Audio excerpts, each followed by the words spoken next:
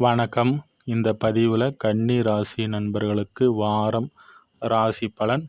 குறிப்பாக கண்டக சனியினுடைய அமைப்பில் இருக்கீங்க. ராகு இணைவு, வேலை சம்மந்தப்பட்ட விஷயங்களில் ஒரு சரியில்லாத ஒரு சூழல், வேலை சம்மந்தப்பட்ட விஷயங்களில் மன அழுத்தம் இருந்தது. அதே போல் தேவையில்லாத ஒரு அலைச்சல்கள் இருந்தது. அந்த அமைப்புகள்லாம் இந்த வாரம் 18ஆம் தேதிக்கு பிறகு இருக்காது. அதே போல் வேலை சம்மந்தப்பட்ட விஷயங்களில் ஒரு சாதகமான ஒரு சூழல் ஏற்பட போகிறது.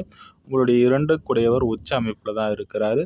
தனவரவு சிறப்பாக இருக்குது. குடும்பம் சம்மந்தப்பட்ட விஷயங்களில் சுபகாரியங்கள் சிறப்பாக நடைபெறக்கூடிய இங்கே 9க்கும் உங்களுடைய 2க்கும் பரிவர்த்தனை அமைப்பு, 9ஆம் இடத்துடன் பரிவர்த்தனை அமைப்பு நடந்ததுனால இது ஒரு 2 மாத காலங்களாகவே சிறப்பான அமைப்பு. வருமானத்திலையும் உங்களுடைய தந்தை வழி உடல் நலம் இது போன்ற அமைப்புகளில் சாதகமான ஒரு சூழலில் இருந்தது. இப்போ குரு பெயர்ச்சி அடைகிறார் 10ஆம் இடத்திற்கு. இவர் அமரக்கூடிய இடமானது சிறப்பில்லைனாலும் இவர் பார்வை செய்யும் இடம் சிறப்பானது. 2ஆம் இடத்தை பார்வை செய்கிறாரு. தனப்புழக்கம் அதிகரிக்கக்கூடிய ஒரு அமைப்பு. அதே போல் 4ஆம் இடத்தை பார்வை இது அவருடைய வீடு என்பதனால் கண்டிப்பாக இப்போ உங்களுடைய ஜாதக அமைப்பு சிறப்பாக இருந்தால் வீடு கட்டக்கூடிய ஒரு அமைப்பு கைகூடி வரும்.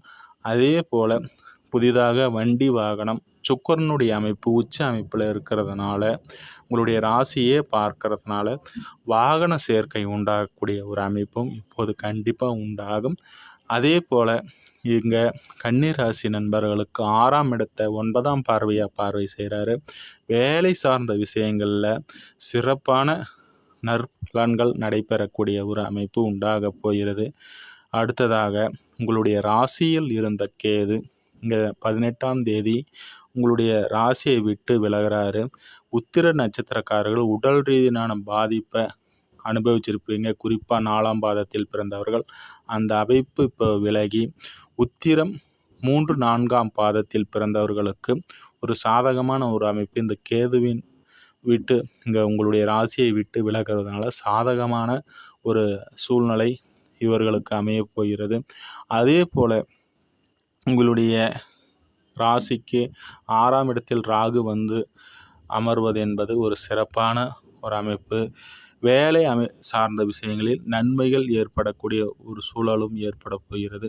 குழந்தைகள் சார்ந்த விஷயங்களில் தேவையில்லாத மனச்சிக்கல்கள், மனக்குழப்பத்தில் இருந்தவர்களுக்கு அந்த அமைப்புகள் விலகி சாதகமான ஒரு சூழல் இருப்பது.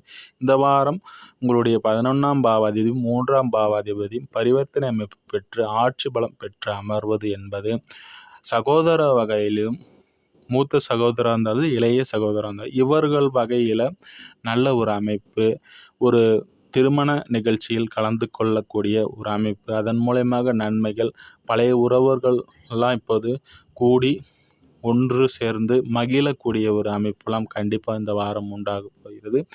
இன்னொரு பதிவில் சந்திப்போம் நண்பர்களே. நன்றி, வாழ்த்துக்கள்.